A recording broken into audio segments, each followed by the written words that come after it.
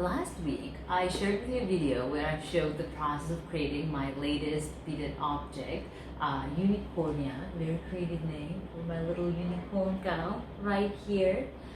So proud of this piece, but also of that video, which was my first YouTube video.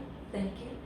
Thank you. I compressed the entire whole process of creating this little beauty, which take hours and hours and days, into a few minutes. I think it's like 8 minutes or something.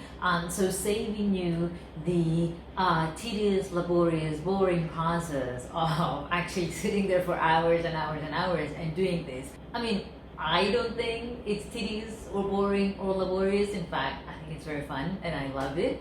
But you know, I'm weird, so I was like, let's save the people time, pare this down.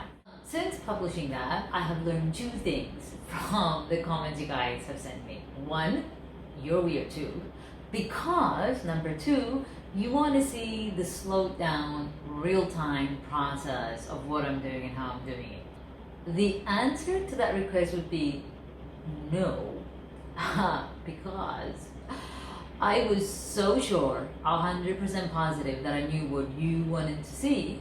I actually filmed the whole thing in hyperlapse from the beginning.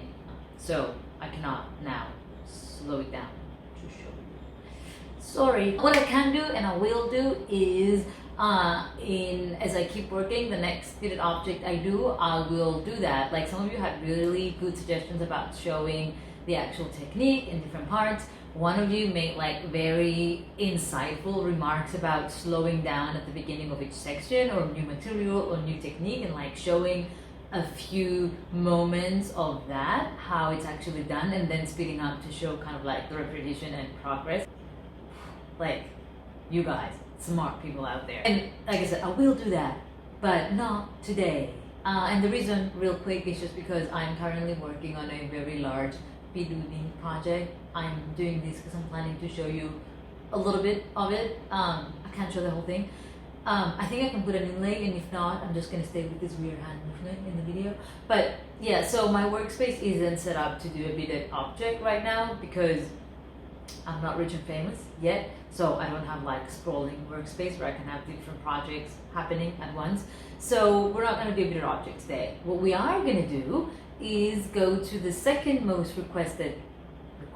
the second most popular request about doing a video showing the tools and material you need to do beaded objects. So we're gonna actually do some of that today, get into getting you started with the whole process. So without further ado, let's go into the workspace and take a look how it's done.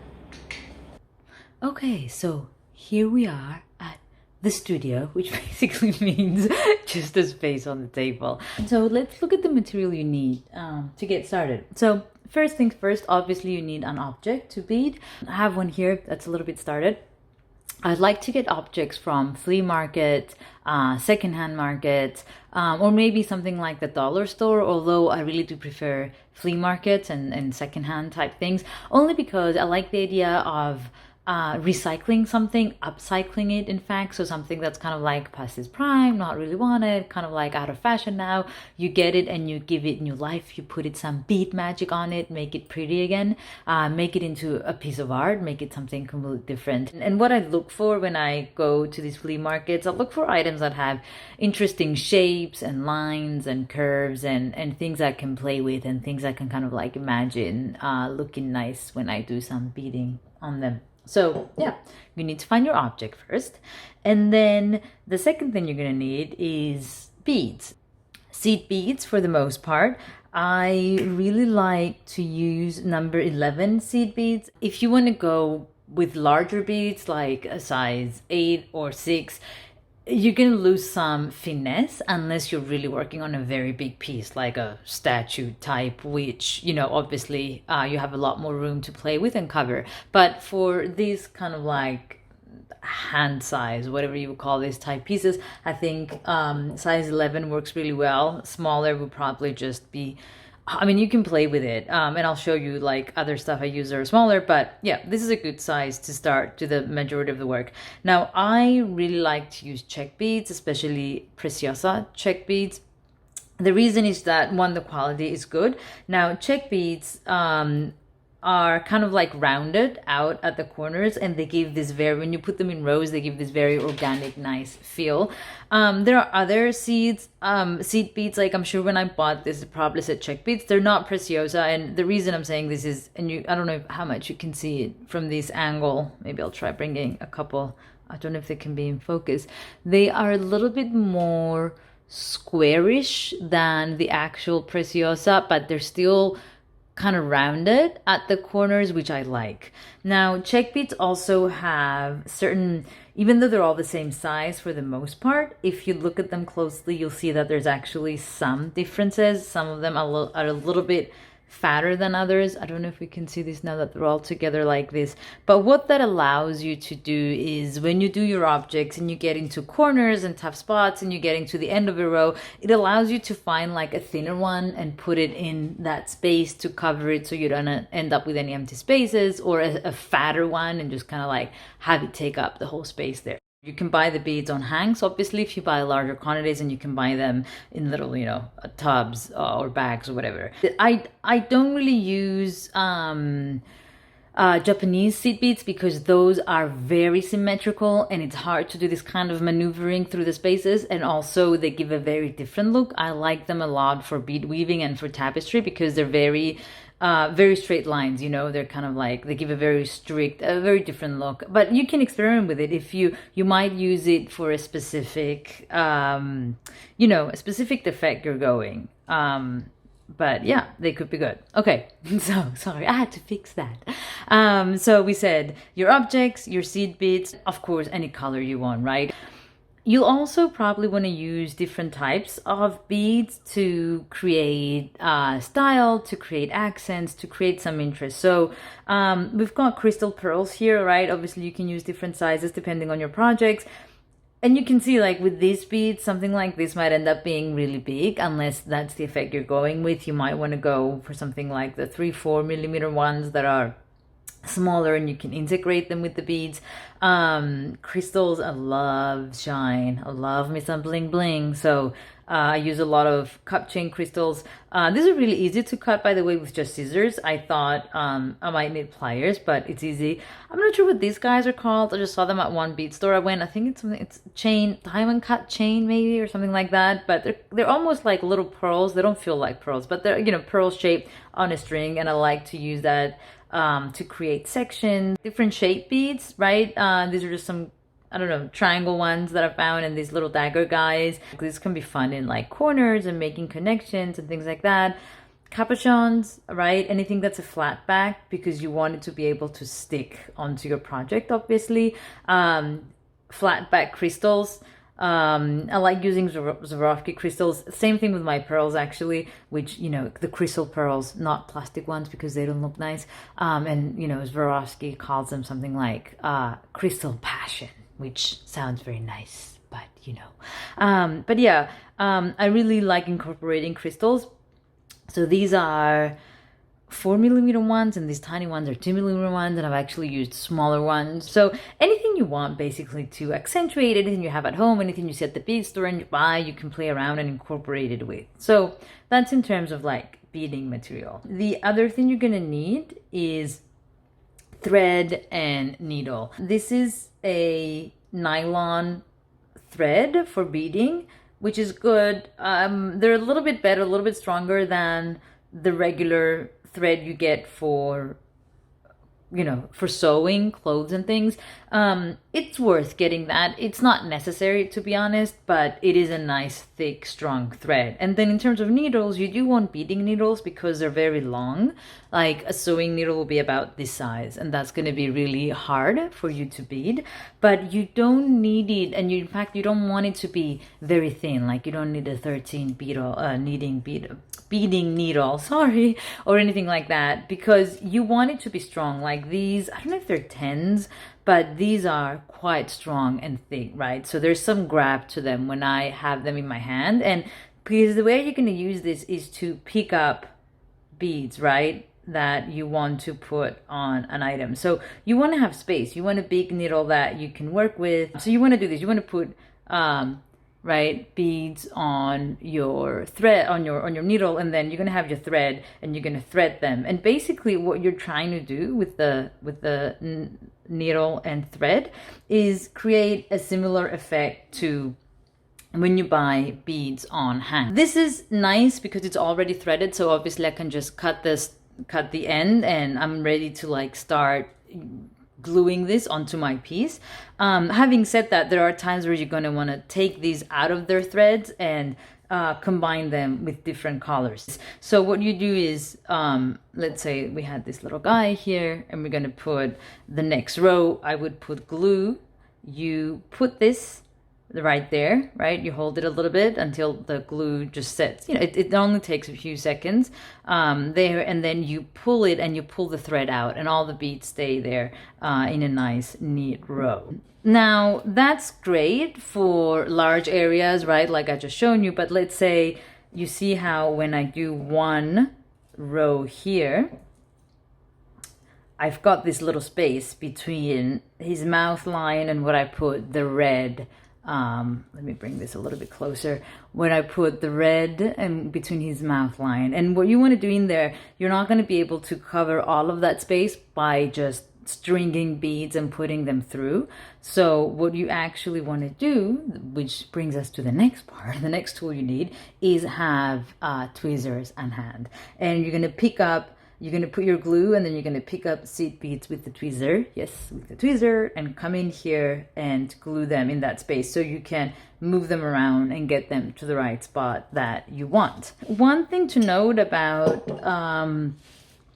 the tweezers, you need this flat type edge is nice. It's good. I actually find it more helpful when I need to take out beads. I can just kind of like scrape them out the piece, and yes, you do need to take out beads sometimes. So this flat edge can be useful, but what I would really say is look for tweezers that have this edge, and or get two different tweezers if you can't find a combination that have this pointy edge, right? This very pointed edge, because this is what's really going to help you pick up the, you know, individual seed beads one by one, and then place them right in that corner or in that spot where you need to add the bead in those, you know, kind of like tighter spot. If you're working with crystals, I also recommend, this is totally not needed by the way to start, but if you're working with crystals, I recommend you get something like this, which is a wax. This is just wax, and it's a wax pencil.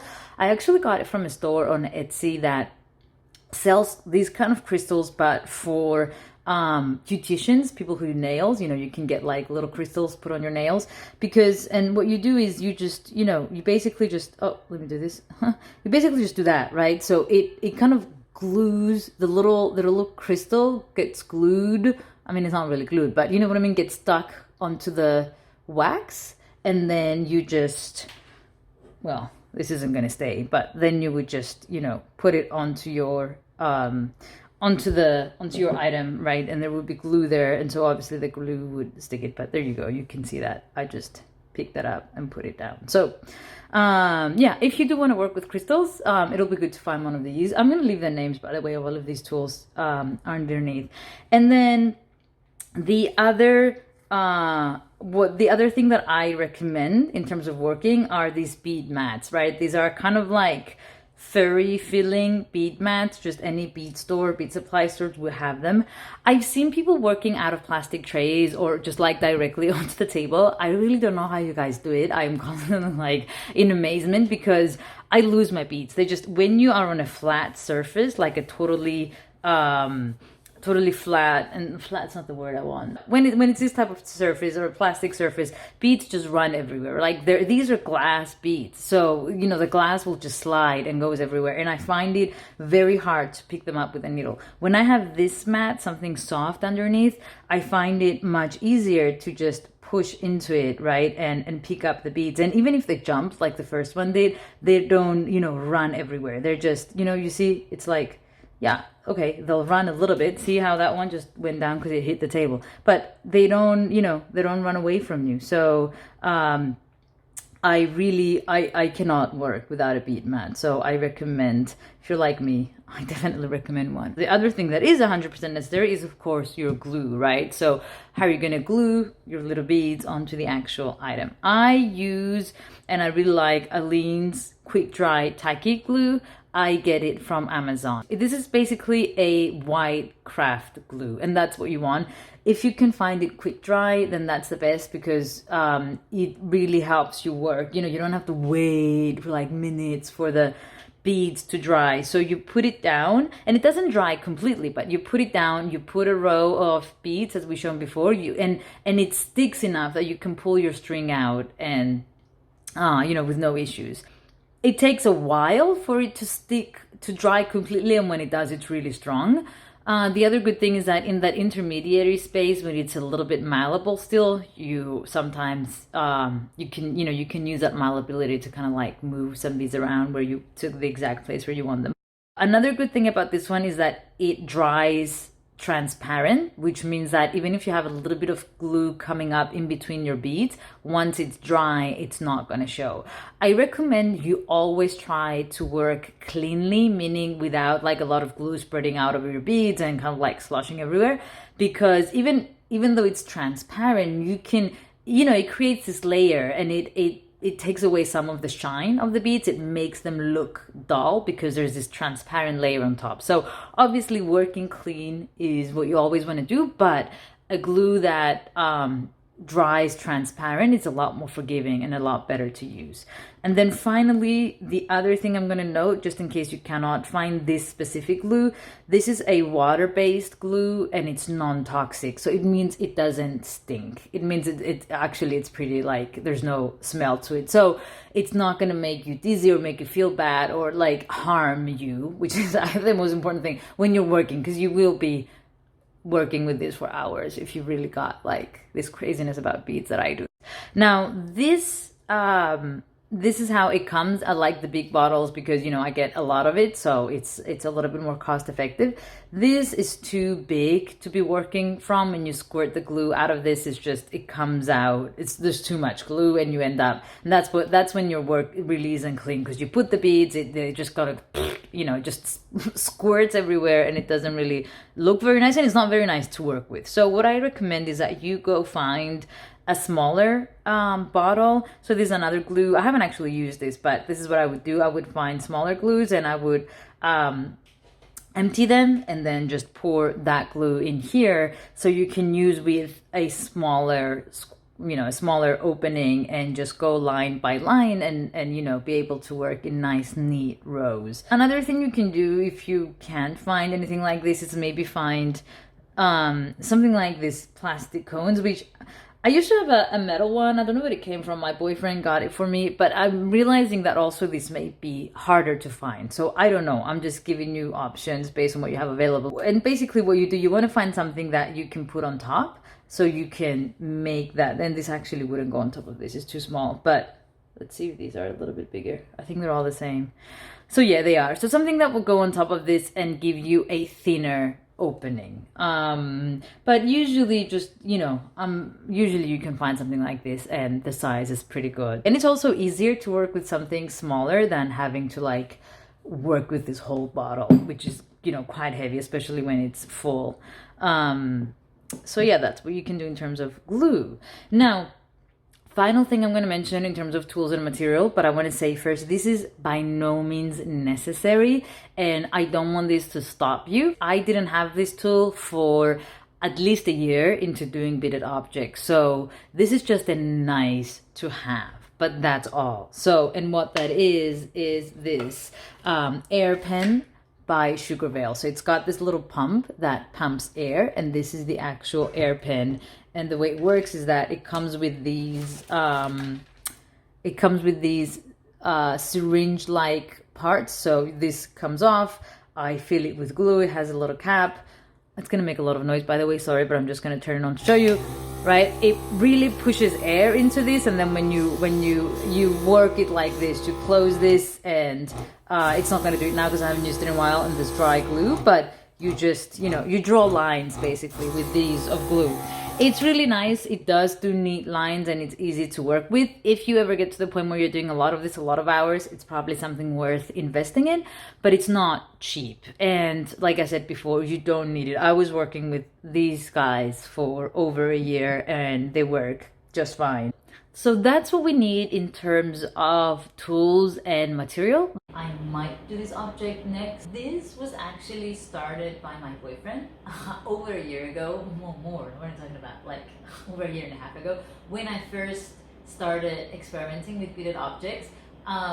And I didn't know anything about the technique. I had just seen it, really liked it, I wanted to do it. So I went and bought the material. And he is always, I mean, such a supportive guy. And he was like, I want to do that with you. I want to do some beaded objects. So actually, and he did. And so in fact, every night after dinner, we would clear our dining room table and just sit there and put the beads out. And we would both sit down and bead. And you can see like this smile. It was so much fun. And it was so cute that he like wanted to support me and like help me get started. And kind of like sit there with me and do it. So, you know, super appreciative. And this is a piece he's done, and I never thought about it, but I don't think he's gonna finish it. You know, it's he's really good at it, by the way, because he has the kind of job where he's very hands-on and very detailed work.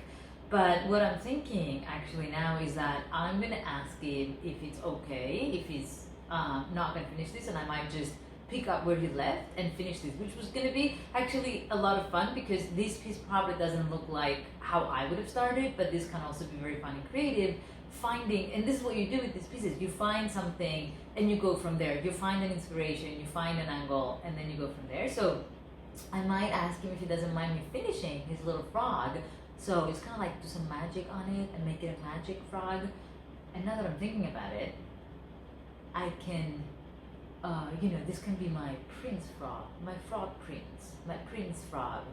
Since, you know, it can be like a piece that we did together, started by him, finished by me, and it's my frog that turned into my real prince. That is so cheesy, but I love it. So if we do go ahead with this, I am going to call it the prince frog, the frog prince. I'm going to think about that. Whatever the next project is, I'm definitely going to share more videos on the process. In the meantime, if you have any questions about anything that we've seen in there, the material, any of the tools, anything about the process, any questions you want to ask me to kind of like help me line up videos and what it is that you want to see, ask ahead. Yeah, it'll be fun. We're going to do a beaded object together. So send me your questions, leave me comments. Would love to hear from you. Tell me why you love beads. I'm always curious about that. And I shall see you soon in the next video. Thanks for watching. Bye. Kisses.